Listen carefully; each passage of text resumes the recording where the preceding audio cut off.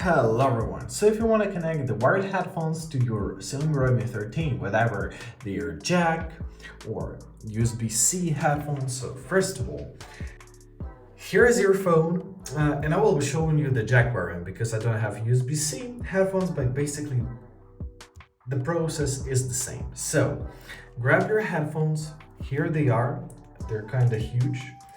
So with this USB-C, with this jack, 3 and 5 jack, I will leave them for now, grab only jack.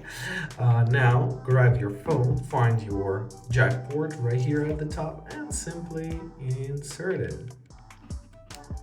And that's it. Now they're inserted and we can use them. We can freely use them. And it goes the same with the USB-C. So simply insert it into your charging port and give it permission. All right, yeah, you don't even need to give permission to it because it works great.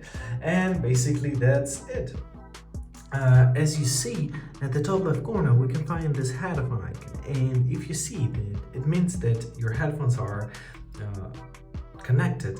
And that's it. I hope this video is helpful. Thank you so much for watching and have a great day.